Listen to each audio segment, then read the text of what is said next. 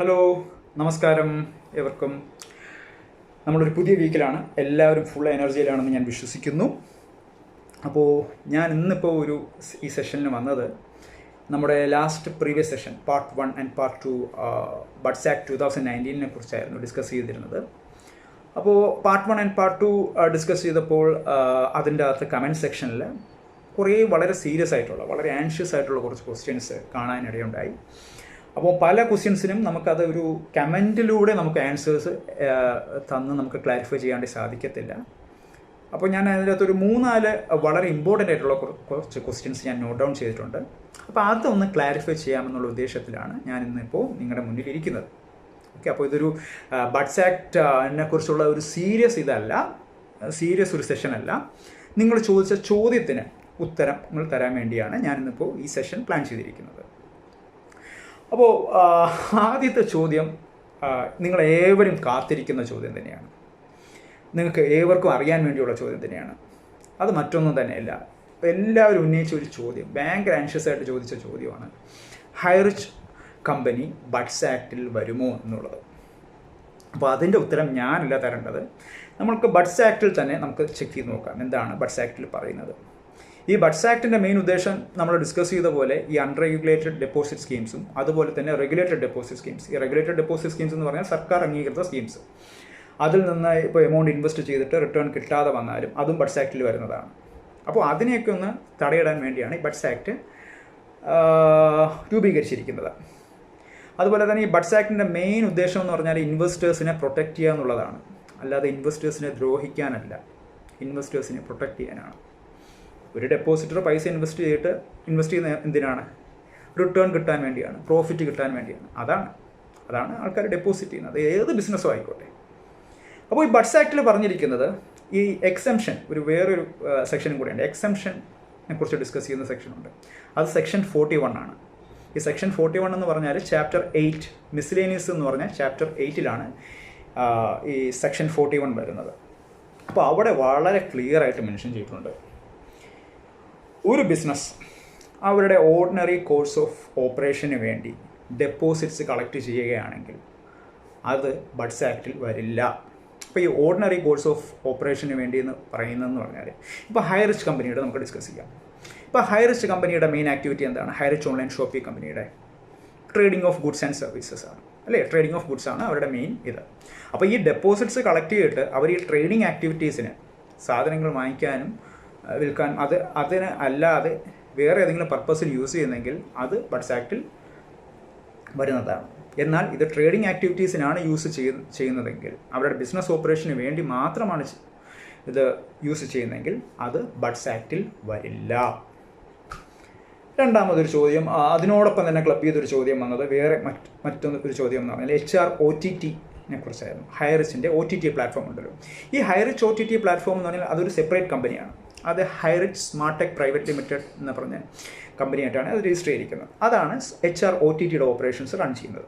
അപ്പോൾ ഈ HROTTയിലും എൻ്റെ അറിവിലും നമ്മൾ ഹൈറിച്ച് ഇഷ്യൂ ചെയ്തിരിക്കുന്നത് ബോണ്ട് എഗ്രിമെൻ്റാണ്. അപ്പോൾ ഈ ബോണ്ട് എഗ്രിമെൻ്റ് എന്ന് പറഞ്ഞാൽ ഒരു അഡ്വാൻസ് എമൗണ്ട് പബ്ലിക്കിൽ നിന്ന് കളക്ട് ചെയ്യുന്നു, അല്ലെങ്കിൽ ഒരു ലോൺ എമൗണ്ട് കളക്ട് ചെയ്യുന്നു. ഓക്കെ, അപ്പോൾ ഈ ലോൺ എമൗണ്ട് കളക്ട് ചെയ്തിട്ട് അതിനൊരു ഫിക്സഡ് ബെനിഫിറ്റ് കൊടുക്കുക, അതാണ് ഈ ബോണ്ട് കൊണ്ടുള്ള ഉപയോഗം. അപ്പോൾ ഈ ബാങ്കിൽ നിന്ന് ലോൺ എടുക്കുന്നതിന് പകരം പബ്ലിക്കിൽ നിന്ന് ലോൺ എടുക്കുന്നു, അതാണ് ഈ ബോണ്ട് ഉദ്ദേശിക്കുന്നത്. അപ്പം ബോണ്ടിൽ പറഞ്ഞിരിക്കുന്നത് എന്താണ്? അതിനകത്ത് പറഞ്ഞിരിക്കുന്ന കണ്ടീഷൻ, ടേംസ് ആൻഡ് കണ്ടീഷൻ അനുസരിച്ച് റിട്ടേൺ പേ ചെയ്യുക. അതാണ് കമ്പനിയും ആ ഡെപ്പോസിറ്ററും തമ്മിലുള്ള ബന്ധം. അതുതന്നെയാണ് ഇപ്പോൾ ഹൈറിച്ച് ഓൺലൈൻ ഷോപ്പിയുടെ അല്ലാതെയുള്ള ഡെപ്പോസിറ്റ്സ് കളക്ട് ചെയ്തത്. അപ്പോൾ അങ്ങനെ ഒരു ഡെപ്പോസിറ്റ്, ഇപ്പോൾ ഒരാൾ എമൗണ്ട് ഇൻവെസ്റ്റ് ചെയ്യുന്നത് എന്തിനാണ്? ഡെപ്പോസിറ്റ് ഇൻവെസ്റ്റ് ചെയ്യുന്നത് എന്തിനാണ്? ഇപ്പം ഹൈറിച്ചിൻ്റെ കാര്യം വിടും, ഇപ്പം നിങ്ങൾ ബാങ്കിൽ കൊണ്ടുപോയി ഡെപ്പോസിറ്റ് ഇൻവെസ്റ്റ് ചെയ്യുന്നത് എന്തിനാണ്? റിട്ടേൺ കിട്ടാൻ വേണ്ടിയാണ്, പലിശ കിട്ടാൻ വേണ്ടിയാണ്, ഇൻട്രസ്റ്റ് കിട്ടാൻ വേണ്ടിയാണ്. അതുപോലെ ഇപ്പോൾ ഹൈറിച്ച് ഇപ്പോൾ ഡെപ്പോസിറ്റ്സ് കളക്ട് ചെയ്യുമ്പോൾ ആസ് എ ഡെപ്പോസിറ്റർ നിങ്ങൾ എന്താ എക്സ്പെക്ട് ചെയ്യുന്നത്? കുറച്ച് ബെനിഫിറ്റ്സ് ആണ് നിങ്ങൾ എക്സ്പെക്ട് ചെയ്യുന്നത്. അപ്പോൾ എനിക്ക് പറയാനുള്ളത്, ഇപ്പോൾ ഇതൊരു നോർമൽ കോഴ്സ് ഓഫ് ബിസിനസ് ഓപ്പറേഷന് വേണ്ടിയാണ് ഈ ഡെപ്പോസിറ്റ്സ് കളക്ട് ചെയ്തിരിക്കുന്നത്, അതിനു വേണ്ടിയാണ് അത് ഉപയോഗിച്ചിരിക്കുന്നതെങ്കിൽ അത് ബഡ്സ് ആക്ടിൽ വരുന്നതല്ല. ഇപ്പോൾ OTTയുടെ കാര്യം ഒന്നുകൂടെ, ഇപ്പോൾ OTTക്ക് വേണ്ടി അഡ്വാൻസ് എമൗണ്ട് കളക്ട് ചെയ്തിരിക്കുന്നതിൻ്റെ മെയിൻ പർപ്പസ് എന്താണ്? സിനിമകൾ എടുക്കാൻ വേണ്ടിയാണ്. അപ്പം ഇപ്പോൾ നമുക്ക് തന്നെ അറിയാമല്ലോ, ഇപ്പം സിനിമാ തിയേറ്ററിലൊക്കെ ഇപ്പോൾ ഒരു മൂവിയൊക്കെ ഇപ്പം വളരെ മെഗാ ഹിറ്റിലൊക്കെ ഓടുന്ന മൂവീസൊക്കെ എനിക്ക് തോന്നുന്നു 2 ആഴ്ച 3 ആഴ്ച മാക്സിമം ആണ്. അത് കഴിഞ്ഞാൽ ഉടനെ നേരെ OTT പ്ലാറ്റ്ഫോമിലേക്ക് വരികയാണ്. ഇപ്പോൾ പണ്ടത്തെ പോലെ എല്ലാവരും തിയേറ്ററിൽ പോയി ഇങ്ങനെ മൂവീസ് കാണുന്നില്ല. അപ്പോൾ ഈ OTT പ്ലാറ്റ്ഫോമിൻ്റെ ഇമ്പോർട്ടൻസ് നമുക്കറിയാം. കാരണം ഇപ്പോൾ പലരും മൂവീസ് OTTയിലൂടെയാണ് കാണുന്നത്. അപ്പോൾ ഈ OTTസിൽ സിനിമകൾ എടുക്കാൻ വേണ്ടിയാണ് ഈ ഫണ്ട് ഉപയോഗിക്കുന്നത്. അപ്പോൾ അതും ഒരു നോർമൽ കോഴ്സ് ഓഫ് ബിസിനസ് ഓപ്പറേഷന് വേണ്ടിയാണ് ഈ കളക്ട് ചെയ്തിരിക്കുന്ന ബോണ്ട് എഗ്രിമെൻറ്റ് പ്രകാരം കളക്ട് ചെയ്തിരിക്കുന്ന എമൗണ്ട് യൂസ് ചെയ്യുന്നെങ്കിൽ അതും ബഡ്സ് ആക്ടിൻ്റെ പെർവ്യൂവിൽ വരില്ല. അതിൻ്റെ ബിസിനസ് ഓപ്പറേഷന് വേണ്ടിയാണ് അത് യൂസ് ചെയ്യുന്നെങ്കിൽ ഒരിക്കലും അത് ബഡ്സ് ആക്ടിൽ വരില്ല. അതാണ് ആദ്യത്തെ ചോദ്യത്തിൻ്റെ ഉത്തരം. രണ്ടാമത്തെ ചോദ്യം, യെസ്, FIRs രജിസ്റ്റർ ചെയ്തത് കൊണ്ട് എന്തെങ്കിലും ഗുണമുണ്ടോ? ഇപ്പോൾ ഓൾറെഡി നമുക്ക് ഹൈറിച്ച് ഓൺലൈൻ ഷോപ്പിയുടെ സിറ്റുവേഷൻ അറിയാം. ഓൾറെഡി കോർട്ടിൻ്റെ ഫ്രണ്ടിൽ ഇരിക്കുന്ന ഒരു കാര്യമാണ്. ഇപ്പോൾ ഞാൻ കോർട്ടിലേക്ക് പോകുന്നതിന് മുമ്പ് വീണ്ടും ഞാൻ നമ്മുടെ ബഡ്സ് ആക്ട് റൂളിലേക്ക് ഞാൻ പോവുകയാണ്. ഈ ബഡ്സ് ആക്ടിൽ ചാപ്റ്റർ 3 അതോറിറ്റീസ് എന്ന് പറഞ്ഞ ചാപ്റ്ററുണ്ട്. ഈ ബഡ്സ് ആക്ട് നിയന്ത്രിക്കുന്നത് ആരൊക്കെയാണെന്നുള്ളത്, അല്ലെങ്കിൽ കൺട്രോൾ ചെയ്യുന്നത് ആർക്കൊക്കെയാണ് പവേഴ്സ് കൊടുത്തിരിക്കുന്നത്. അപ്പോൾ ഈ ചാപ്റ്റർ 3 അതോറിറ്റീസ് എന്ന് പറഞ്ഞ ചാപ്റ്ററിൽ പറഞ്ഞിരിക്കുന്നത് 3 പേരെയാണ്. 1 കോമ്പിറ്റൻ്റ് അതോറിറ്റി, 2 കോമ്പിറ്റൻ്റ് അതോറിറ്റി എന്ന് പറഞ്ഞാൽ സഞ്ജയ് M. സർ, നമ്മുടെ ഫിനാൻസ് സെക്രട്ടറി. 2 ഈ കോമ്പിറ്റൻ്റ് അതോറിറ്റിയെ അസിസ്റ്റ് ചെയ്യാൻ വേണ്ടിയുള്ള അതാത് റെസ്പെക്റ്റീവ് ഡിസ്ട്രിക്റ്റിലുള്ള ഗവൺമെൻറ് ഒഫീഷ്യൽസ് എന്ന് പറഞ്ഞാൽ അതാത് റെസ്പെക്റ്റീവ് ഡിസ്ട്രിക്റ്റിലുള്ള ഡിസ്ട്രിക്ട് കളക്ടേഴ്സ്. പിന്നെ പവർ കൊടുത്തിരിക്കുന്നത് നമ്മുടെ ലാസ്റ്റ് വീഡിയോയിൽ ഡിസ്കസ് ചെയ്ത പോലെ ഡെസിഗ്നേറ്റഡ് കോർട്ട്, അതാത് ഈ ബഡ്സ് ആക്റ്റുമായിട്ട് വിധി പറയാൻ നിയമിച്ചിരിക്കുന്ന പ്രസ്തുത കോടതി. അതിൻ്റെയൊക്കെ നമ്മൾ കഴിഞ്ഞ വീഡിയോയിൽ ഡിസ്കസ് ചെയ്തു. ഈ 3 അതോറിറ്റീസിനാണ് ഇതിൻ്റെ പവേഴ്സ്. അപ്പോൾ FIRs രജിസ്റ്റർ ചെയ്തുകൊണ്ട് ബഡ്സ് ആക്ടിൽ വലിയ ഒരു റിലവൻസും ഇല്ല. അതാണ് വളരെ സിമ്പിളായിട്ട് ആൻസർ പറഞ്ഞാൽ. പിന്നെ ഓൾറെഡി കോർട്ടിലിരിക്കുന്ന ഒരു കാര്യത്തിൽ ഓൾറെഡി ഒരു സെഷൻസ് കോർട്ടിൽ ഒരു വിധി പറഞ്ഞു. ആ സെഷൻസ് കോർട്ടിലെ വിധിയുമായിട്ട് അതൊരു നെഗറ്റീവ് വിധിയായിരുന്നു ഹൈറിച്ച് കമ്പനിയെ സംബന്ധിച്ചിട്ട്. അതുമായിട്ട് അപ്പീലുമായിട്ട് ബഹുമാനപ്പെട്ട ഹൈക്കോടതിയിലേക്ക് പോയി. അപ്പോൾ ബഡ്സ് ആക്ടിൽ പറഞ്ഞിരിക്കുന്ന പല മാനദണ്ഡങ്ങളും പാലിക്കപ്പെടാതെയാണ് ആ സെഷൻസ് കോർട്ടിൻ്റെ വിധി പ്രസ്താവിച്ചിരിക്കുന്നത്. അത് ബഹുമാനപ്പെട്ട ഹൈക്കോടതി കണ്ടെത്തിയതോടുകൂടി ആ സെഷൻസ് കോർട്ടിൻ്റെ വിധി റദ്ദാക്കുകയാണ് ചെയ്തത്. ഓക്കെ, അപ്പം എന്തുകൊണ്ടാണ് ഈ ബഡ്സ് ആക്ടിൽ വളരെ ക്ലിയർ ആയിട്ട് പറയുന്നുണ്ട്, ഈ വിധി പ്രസ്താവിക്കാനുള്ള അധികാരം ആർക്കാണ്? ഈ പറഞ്ഞിരിക്കുന്ന ഡെസിഗ്നേറ്റഡ് കോർട്സിനാണ് ബഡ്സ് ആക്ടിൻ്റെ വിധി പറയാൻ വേണ്ടി. നമ്മൾ കഴിഞ്ഞ എപ്പിസോഡിൽ ഡിസ്കസ് ചെയ്ത പോലെ തന്നെ. അപ്പോൾ ഇത് നിങ്ങൾക്ക് കുറച്ചും കൂടെ വളരെ ക്ലിയർ ആയിട്ട്, അപ്പം ഹൈക്കോർട്ടിൻ്റെ റോൾ എന്താണ്? ഇപ്പോൾ ഹൈക്കോർട്ടിൻ്റെ ഇമ്പോർട്ടൻസ് ഈ ബഡ്സ് ആക്റ്റുമായിട്ട് ബന്ധപ്പെട്ട് എന്താണ്? അത് നമ്മൾ എന്തായാലും വരും വീഡിയോയിൽ അതിനെക്കുറിച്ച് ഡിസ്കസ് ചെയ്യും. ഹൈക്കോടതിയുടെ പവർ എന്തൊക്കെയാണ് ഈ ബഡ്സ് ആക്റ്റുമായിട്ട് ബന്ധപ്പെട്ട്. പക്ഷേ ഈ ഒരു ചോദ്യത്തിന് ഒരു സിമ്പിൾ ഉത്തരം പറഞ്ഞുതരാം. ഇപ്പോൾ സപ്പോസ് ഫോർ എക്സാമ്പിൾ നമ്മളെല്ലാവരും രക്ഷിതാക്കളാണ്.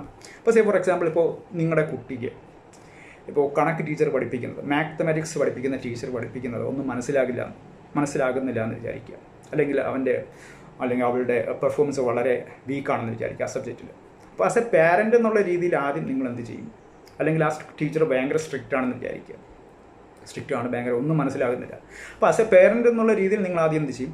നിങ്ങൾ ആ കണക്ക് ടീച്ചറിനെ, ആ മാത്തമാറ്റിക്സ് ടീച്ചറിനെ പോയി നിങ്ങൾ നേരിട്ട് കാണും. എന്നിട്ട് നിങ്ങൾ പറയും, എൻ്റെ കുട്ടി കുറച്ച് ബാക്കിലാണ് കണക്കിൽ, അപ്പോൾ നിങ്ങളൊന്ന് അതിനൊന്ന് കുറച്ച് ഇമ്പോർട്ടൻസ് കൊടുക്കണം, കുറച്ച് ശ്രദ്ധ കൊടുക്കണം. അത് നാച്ചുറലി നമ്മൾ ചെയ്യുന്ന ഒരു പ്രോസസ്സാണ്. നിങ്ങളിങ്ങനെ പോയി കണക്ക് ടീച്ചറിനെ മീറ്റ് ചെയ്തിട്ടും കണക്ക് ടീച്ചർ, മാത്തമാറ്റിക്സ് ടീച്ചർ അതേ ഒരു പ്രവണത തന്നെ ഫോളോ ചെയ്യുകയാണ്. അപ്പോൾ നിങ്ങൾ അടുത്ത സ്റ്റെപ്പ് എന്ത് ചെയ്യും? നിങ്ങൾ സ്കൂൾ പ്രിൻസിപ്പാളിനെ മീറ്റ് ചെയ്യും, അല്ലേ? അപ്പോൾ സ്കൂൾ പ്രിൻസിപ്പാളിനെ മീറ്റ് ചെയ്തിട്ട് നിങ്ങൾ എന്ത് പറയും? ഇങ്ങനെയാണ്, ഓൾറെഡി ടീച്ചറിൻ്റെ അടുത്ത് പറഞ്ഞു, പക്ഷേ ടീച്ചർ അത് വളരെ ഇമ്പോർട്ടൻസ് കൊടുക്കുന്നില്ല. അപ്പോൾ നിങ്ങൾ ടീച്ചറിൻ്റെ അടുത്ത് പോയി മീറ്റ് ചെയ്ത് കാര്യം പറഞ്ഞു. ഓൾറെഡി പറഞ്ഞായിരുന്നു, അപ്പോൾ അതുകൊണ്ട് അതിൽ സൊല്യൂഷൻ ഇല്ലാത്തതുകൊണ്ട് ഞാനിപ്പോൾ പ്രിൻസിപ്പാളിൻ്റെ ഫ്രണ്ടിലേക്ക് വന്നിരിക്കുകയാണ്. അപ്പോൾ ഈ പ്രിൻസിപ്പാൾ എന്താ ചെയ്യുക? പ്രിൻസിപ്പാൾ നിങ്ങൾ പോയി കഴിഞ്ഞതിന് ശേഷം നാച്ചുറലി മാത്തമാറ്റിക്സ് ടീച്ചറിനെ വിളിച്ചിട്ട് ഇങ്ങനെ ഒരു കംപ്ലയിൻറ്റ് വന്നിട്ടുണ്ട്, അല്ലെങ്കിൽ ഇങ്ങനെ ഒരു സജഷൻ വന്നിട്ടുണ്ട്, നിങ്ങളതിന് ഇമ്പോർട്ടൻസ് കൊടുക്കണം, ഈ ഒരു കുട്ടിയുടെ കാര്യത്തിൽ ഇമ്പോർട്ടൻസ് കൊടുക്കണം. അതേ റോള് തന്നെയാണ് ഈ പറഞ്ഞിരിക്കുന്ന ബഡ്സ് ആക്റ്റുമായിട്ട് ബന്ധപ്പെട്ട്. ഈ ബഡ്സ് ആക്റ്റിൽ ഡെസിഗ്നേറ്റഡ് കോർട്ടിനാണ് വിധി പറയാനുള്ള അധികാരമെങ്കിലും ഈ ഡെസിഗ്നേറ്റഡ് കോർട്ട് എന്തെങ്കിലും മിസ്റ്റേക്സുകൾ കാണിച്ചാൽ ഹൈക്കോർട്ടിന് അത് ചൂണ്ടിക്കാട്ടാനുള്ള അല്ലെങ്കിൽ ചൂണ്ടിക്കാണിക്കാനുള്ള പവർ ബഡ്സ് ആക്ട് 2019 പ്രകാരം ഉണ്ട്. അപ്പോൾ ഈ ഹൈറിച്ച് ഓൺലൈൻ ഷോപ്പിയുടെ കാര്യം നമുക്ക് കേസ് അറിയാവുന്ന പോലെ തന്നെ അതിൻ്റെ അകത്ത് ഈ പറഞ്ഞിരിക്കുന്ന ഈ അറ്റാച്ച്മെൻറ്റ്, പ്രൊവിഷണൽ അറ്റാച്ച്മെൻറ്റ് ചെയ്തതിന് ശേഷം 30 ഡേയ്സിനുള്ളിൽ തന്നെ ഈ ആപ്ലിക്കേഷൻ കോമ്പറ്റൻ്റ് അതോറിറ്റി ഈ ഡെസിഗ്നേറ്റഡ് കോർട്ടിൽ കൊടുക്കേണ്ടതാണ് വിത്ത് പ്രോപ്പർ റീസൺ. അപ്പോൾ അങ്ങനെ ഫോളോ ചെയ്യാതെ, അപ്പം സപ്പോസ് ഇപ്പം കൊടുക്കാൻ വേണ്ടി സാധിച്ചില്ലെങ്കിൽ റിട്ടേൺ റൈറ്റിങ്ങിൽ ഇവിടെ കോടതി അറിയിച്ചാൽ വീണ്ടും ഒരു 30 ഡേയ്സും കൂടെ എക്സ്റ്റെൻഡ് ചെയ്ത് കൊടുക്കും. അങ്ങനെ ടോട്ടൽ 30 + 30 60 ഡേയ്സാണ് ഉള്ളത് കോമ്പറ്റൻ്റ് അതോറിറ്റിയുടെ ഫ്രണ്ടിൽ. പക്ഷേ അത് കഴിഞ്ഞിട്ടൊരു ആപ്ലിക്കേഷൻ കൊണ്ടുപോയി ഈ പറഞ്ഞിരിക്കുന്ന ഡെസിഗ്നേറ്റഡ് കോർട്ടിൽ കൊടുത്താൽ അത് ബഡ്സ് ആക്ട് പ്രകാരം നിയമവിരുദ്ധമാണ്. അത് ആര് ചെയ്താലും. ഓക്കെ, അപ്പോൾ ആ ഒരു വിധിയാണ്, ആ ഒരു പ്രൊസീജിയറിനെയാണ് ഹൈക്കോർട്ട് അത് ചൂണ്ടിക്കാട്ടുകയും നിങ്ങൾ ചെയ്തിരിക്കുന്ന സ്റ്റെപ്സ് റോങ് ആണെന്ന് ചൂണ്ടിക്കാട്ടി ആ സെഷൻസ് കോർട്ടിൻ്റെ ഓർഡർ റദ്ദാക്കിയത്. ഓക്കെ, ആ ഒരു ഓർഡർ വായിച്ചവർക്ക് അറിയാം. അപ്പോൾ അതിൻ്റെ അകത്ത് ജസ്റ്റിസിൻ്റെ പേര് ജസ്റ്റിസ് അജിത് കുമാറാണ്.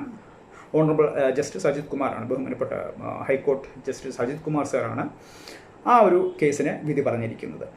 ഇങ്ങനെ നിങ്ങൾ ഈ മാനദണ്ഡങ്ങൾ, ബഡ്സ് ആക്ട് പ്രകാരമുള്ള മാനദണ്ഡങ്ങൾ ഫോളോ ചെയ്യാതെയാണ് നിങ്ങളത് വിധി പറഞ്ഞിരിക്കുന്നത്.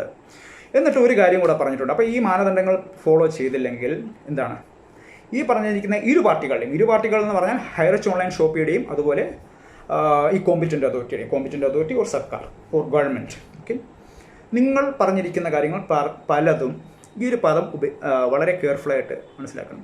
നിങ്ങൾ പറഞ്ഞിരിക്കുന്ന പല കാര്യങ്ങളും മെറിറ്റിലെടുക്കാൻ വേണ്ടി സാധിക്കുന്നില്ല. രണ്ടുപേർക്കും ഉള്ള ഒരു റിപ്ലൈ ആണ് അത് കൊടുത്തത്.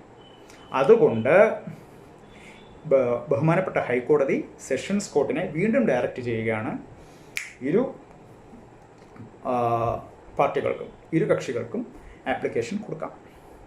അതുകൊണ്ട് വീണ്ടും അതിൻ്റെ സ്പെസിഫൈ ചെയ്ത് പറഞ്ഞിരുന്ന ഒരു ഓർഡറിൽ പറഞ്ഞിരുന്ന ഒരു കാര്യമാണ് ഹൈറിച്ച് ഓൺലൈൻ ഷോപ്പിയുടെയും ആപ്ലിക്കേഷൻ സ്വീകരിക്കണം. അവരുടെ ബിസിനസ് ഓപ്പറേഷൻസിനെ കുറിച്ച് ഒരു തറോ സ്റ്റഡി ബഹുമാനപ്പെട്ട സെഷൻസ് കോർട്ട് നടത്തണം. എന്നിട്ട് അതിൻ്റെ ബേസിസിൽ അത് എല്ലാം സാറ്റിസ്ഫൈ ചെയ്യുന്നുണ്ടെങ്കിൽ അവരുടെ ഓപ്പറേഷൻസ് നടത്താൻ അനുവദിക്കണം. ഇറ്റ് നീഡ്സ് കൺസിഡറേഷൻ എന്നാണ് അവിടെ ആ ഓർഡറിൽ പറഞ്ഞിരിക്കുന്നത്. അതുപോലെ തന്നെ കോമ്പറ്റൻ്റ് അതോറിറ്റിക്കോ സർക്കാരിനോ നിങ്ങൾക്ക് വേണം, അവർക്കും കുറച്ച് പവേഴ്സ് കൊടുത്തു. നിങ്ങൾക്ക് in accordance with the law എന്നാണ് അവിടെ ഉപയോഗിച്ചിരിക്കുന്നത്. നിയമത്തിൻ്റെ അകത്ത് നിന്നുകൊണ്ട് നിങ്ങൾക്ക് എന്തൊക്കെ പവേഴ്സ് ഇതിലേക്ക് നിങ്ങൾക്ക് ഇതിൻ്റെ അകത്ത് ഉപയോഗിക്കാമോ അത് നിങ്ങൾക്ക് ഉപയോഗിച്ചുകൊണ്ട് നിങ്ങൾക്കും നിങ്ങളുടെ വാദം സെഷൻസ് കോർട്ടിലേക്ക് കൊണ്ടുപോകാം.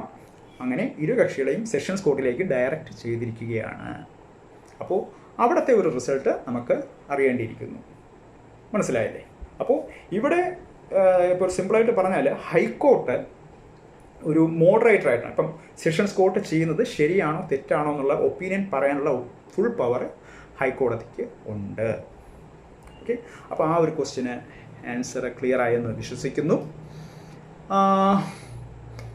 ഇനിയുള്ള ഒരു ക്വസ്റ്റ്യൻ എന്ന് പറഞ്ഞാൽ ഇതൊരു ജനറൽ ക്വസ്റ്റ്യനാണ്. ഇപ്പോൾ ഒരു കമ്പനി ഫിക്സഡ് ബെനിഫിറ്റ് കൊടുക്കുന്നതിൽ എന്തെങ്കിലും തെറ്റുണ്ടോ എന്നുള്ളത്. ആൻസർ ഒറ്റൊരു വാക്കിൽ പറഞ്ഞാൽ തെറ്റില്ല. കാരണം നമ്മുടെ ഇവിടെ നടക്കുന്ന എല്ലാ ബിസിനസ്സും പല പല ബെനിഫിറ്റ്സ് കൊടുത്തുകൊണ്ട് തന്നെയാണ് ഓപ്പറേഷൻസ് നടക്കുന്നത്. ഇപ്പം നമുക്കിപ്പോൾ ഹൈറിച്ച് ഓൺലൈൻ ഷോപ്പിയെക്കുറിച്ചുള്ള ഒരു അലിഗേഷൻ എന്ന് പറഞ്ഞാൽ ഇപ്പോൾ ഒരു ഫോർ എക്സാമ്പിൾ അവർക്ക് പല പ്ലാൻസ് ഉണ്ടല്ലോ. ഇപ്പോൾ 10,000 റുപ്പീസിൻ്റെ ഡിജിറ്റൽ ID പ്ലാൻ ഉണ്ട്. അതുപോലെ ഫസ്റ്റ് പർച്ചേസ് എന്ന് പറഞ്ഞിട്ട് 800 റുപ്പീസ് ആണെന്ന് തോന്നുന്നു. 800 റുപ്പീസിൻ്റെ പ്ലാൻ ഉണ്ട് ഞാൻ പഠിച്ചിടത്തോളം. അപ്പോൾ അതിൻ്റെ അകത്ത് ഈ 10,000 അപ്പോൾ അതിൻ്റെ അകത്ത് ഇപ്പം ഈ 10,000 ഡിജിറ്റൽ ID പ്ലാൻ എടുത്താൽ ഈ അവർ ചെയ്തുകൊണ്ടിരിക്കുന്നത് എനിക്ക് മനസ്സിലാക്കിയിടത്തോളം അവർ അവരുടെ ബിസിനസ് കോഴ്സ് ഓഫ് ബിസിനസ്സിലേക്ക് ഇൻവെസ്റ്റ് ചെയ്തുകൊണ്ട് അതിൽ നിന്നുള്ള പ്രോഫിറ്റ് അതാത് മെമ്പേഴ്സിന് ഈക്വലി ഡിസ്ട്രിബ്യൂട്ട് ചെയ്ത് കൊടുക്കുന്നു. സെയിൽസ് ഇൻസെൻറ്റീവ് എന്ന പദത്തിൽ അത് ഡിസ്ട്രിബ്യൂട്ട് ചെയ്ത് കൊടുക്കുന്നു. അത് അപ്പോൾ അങ്ങനെ ഒരു ഫിക്സഡ് ബെനിഫിറ്റ് കൊടുക്കുന്നതിൽ എന്തെങ്കിലും തെറ്റുണ്ടോ?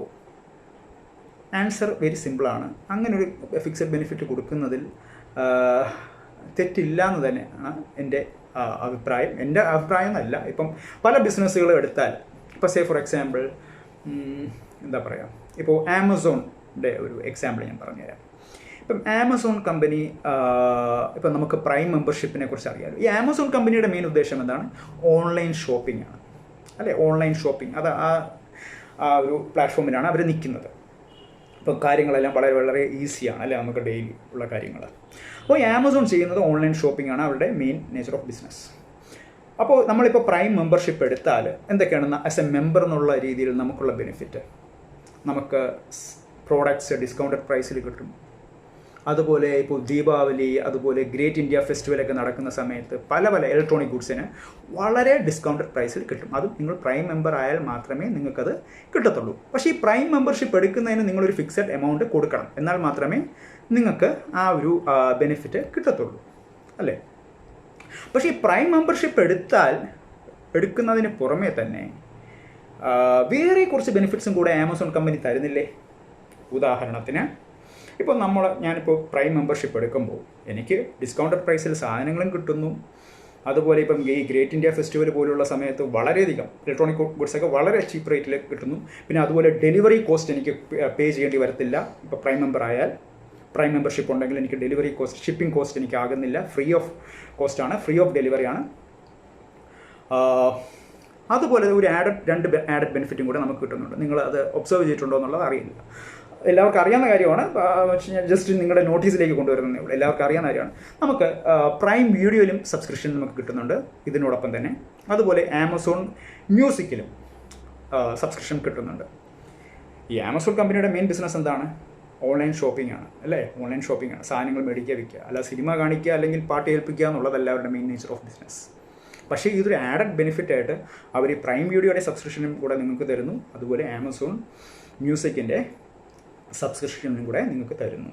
അതുപോലെ തന്നെയാണ് ഇപ്പോൾ നമുക്ക് ഹൈറിച്ച് ഓൺലൈൻ ഷോപ്പിയുടെ ഒരു കാര്യം എടുത്താൽ, ഇപ്പോൾ അവരൊരു ഫിക്സഡ് സെയിൽസ് ഇൻസെൻറ്റീവ്, ഇപ്പോൾ നിങ്ങൾ കൊടുത്ത ഡെപ്പോസിറ്റ്സിൻ്റെ പുറത്ത് ഒരു ഫിക്സഡ് സെയിൽസ് ഇൻസെൻറ്റീവ് തരുന്നുണ്ടെങ്കിൽ അത് ഒരിക്കലും തെറ്റെന്ന് പറയാൻ പറ്റില്ല. അതൊരു നോർമൽ കോഴ്സ് ഓഫ് ബിസിനസ്സിലേക്ക് വേണ്ടിയാണ് ഈ ഡെപ്പോസിറ്റ് കളക്ട് ചെയ്തുകൊണ്ട് അവർ റിട്ടേൺ തരുന്നെങ്കിൽ അത് ബഡ്സ് ആക്റ്റിൽ വരുന്നതല്ല, ബഡ്സ് ആക്റ്റിൽ പെടില്ല. Simple answer. അതല്ല, ഈ നിങ്ങളുടെ നിന്ന് കളക്ട് ചെയ്ത എമൗണ്ട് വേറെ പർപ്പസിന്, ഇപ്പം ബഡ്സ് ആക്റ്റിൽ പറയുന്ന വേറെ ഏതെങ്കിലും, ഇപ്പം ഈ പറഞ്ഞ ഈ നോർമൽ കോഴ്സ് ഓഫ് ബിസിനസ്സിനല്ലാതെ ആണ് യൂസ് ചെയ്യുന്നതെങ്കിൽ, ഈ പറഞ്ഞ പോലെ ഇപ്പോൾ ട്രേഡിംഗ് ആക്ടിവിറ്റീസിനല്ലാതെ, അല്ലെങ്കിൽ സിനിമ എടുക്കാനല്ലാതെ, അല്ലെങ്കിൽ സിനിമ വാങ്ങിക്കാനല്ലാതെ ആണ് ഇത് യൂസ് ചെയ്യുന്നതെങ്കിൽ ഡെഫിനറ്റ്ലി അത് ബഡ്സ് ആക്റ്റിൽ വരും. അത് വേറൊരു പർപ്പസിനാണ്. നിങ്ങളുടെ അടുത്ത് ഒരു പിക്ചർ കാണിച്ചിട്ട് വേറൊരു നേച്ചർ ഓഫ് ബിസിനസ് ചെയ്താൽ, ഒരു മണി സർക്കുലേഷൻ ഇത് സംഭവമാണ് ചെയ്യുന്നതെങ്കിൽ അത് ബഡ്സ് ആക്റ്റിൽ വരുന്നതാണ്. അതല്ല, normal nature of business, normal course of business ഓപ്പറേഷനാണ് അത് ഉപയോഗിക്കുന്നതെങ്കിൽ, ആ പറഞ്ഞിരിക്കുന്ന ബിസിനസ്സിനാണ് അത് ഉപയോഗിക്കുന്നതെങ്കിൽ, ഈ ട്രേഡിംഗ് ആക്ടിവിറ്റീസിനും അതുപോലെ സിനിമ എടുക്കാനും ബാക്കിയുള്ള കാര്യത്തിനാണ് ഉപയോഗിക്കുന്നതെങ്കിൽ അത് അവരുടെ നേച്ചർ ഓഫ് ബിസിനസ്സാണ്. അവർ ആ ഒരു ബിസിനസ്സിലായിട്ടാണ് രജിസ്റ്റർ ചെയ്തിരിക്കുന്നത്. അതൊരിക്കലും ബഡ്സ് ആക്റ്റിൽ വരുന്നതല്ല. അപ്പോൾ ഓവറോൾ എനിക്ക് തോന്നുന്നു കുറേ കാര്യങ്ങളൊക്കെ ക്ലാരിഫൈ ചെയ്തെന്നാണ് എൻ്റെ ഒരു വിശ്വാസം. ഇനി എന്തെങ്കിലും ഡൗട്ടുകൾ ഉണ്ടെങ്കിൽ നിങ്ങൾ കമൻറ്റ് സെക്ഷനിൽ രേഖപ്പെടുത്തുക. വേറെ മറ്റൊന്നും തന്നെ ഇല്ല. എനിക്ക് തോന്നുന്നു നിങ്ങൾ ജനറലി ചോദിച്ച എല്ലാ ക്വസ്റ്റ്യൻസിനും ഒരുവിധപ്പെട്ട എല്ലാം എന്നല്ല, ഒരുവിധപ്പെട്ട വളരെ നിങ്ങൾ ആകാംക്ഷയോടുകൂടി ഇരുന്ന പല ക്വസ്റ്റ്യൻസിനും ഞാൻ ആൻസർ തന്നു എന്നാണ് എൻ്റെ ഒരു വിശ്വാസം. ഒരിക്കൽ കൂടി ഞാൻ പറയട്ടെ, നിങ്ങൾ ഈ തരുന്ന സപ്പോർട്ടാണ് ഈ വീഡിയോസ് ചെയ്യാനുള്ള ഊർജ്ജം. ഓക്കെ, അപ്പോൾ നിങ്ങളുടെ കമൻസുകൾ രേഖപ്പെടുത്തുക. അത് പോസിറ്റീവ് ആയിക്കോട്ടെ, നെഗറ്റീവ് ആയിക്കോട്ടെ. പോസിറ്റീവ് കമൻസും നെഗറ്റീവ് കമൻസും രണ്ടും വായിക്കുന്നുണ്ട്. റിപ്ലൈ അർഹിക്കുന്നതിന് മാക്സിമം റിപ്ലൈസ് തരാറുണ്ട്, അല്ലെങ്കിൽ റിയാക്ട് ചെയ്യാറുണ്ട്. ഇപ്പോൾ ഇപ്പോൾ എന്താ പറയുക, ഇപ്പം ഇതിൻ്റെ അകത്ത് തന്നെ ഇപ്പോൾ ഫ്രണ്ട്സ് നിങ്ങൾ തന്നെ ഒബ്സർവ് ചെയ്താൽ ഇതിനെക്കുറിച്ച് ഒരു ബന്ധവും ഇല്ലാത്ത രീതിയിലൊക്കെ ചില അപവാദങ്ങളൊക്കെ കമൻറ്റ് സെക്ഷനിൽ രേഖപ്പെടുത്തുന്നുണ്ട് ചില മെമ്പേഴ്സ്. അപ്പോൾ അതിന് ഇപ്പോൾ എന്താ പറയുക, ബെറ്റർ ടു കീപ് സൈലൻസ്. അപ്പോൾ അതിന് ഒരു റിപ്ലൈ അതിന് എലിജിബിൾ അല്ല എന്നേ ഞാൻ പറയത്തുള്ളൂ. അപ്പോൾ അങ്ങനെയുള്ളത്. അപ്പം വളരെ സീരിയസ് ആയിട്ടുള്ള കമൻസും വളരെ സീരിയസ് ആയിട്ടുള്ള ഡൗട്ട്സൊക്കെ നോട്ട് ചെയ്യുന്നു. ഇതുപോലുള്ള സെഷൻസിൽ നമുക്ക് അത് ക്ലാരിഫൈ ചെയ്യാം. അപ്പോൾ ഇന്നത്തെ സെഷൻസിൽ ഇത് മാത്രമാണ് ഞാൻ ഉദ്ദേശിച്ചിരിക്കുന്നത്. ഒരിക്കൽ കൂടി നല്ലൊരു ദിനം ഏവർക്കും ആശംസിക്കുന്നു. Keeps supporting. Thank you very much. Have a blessed day.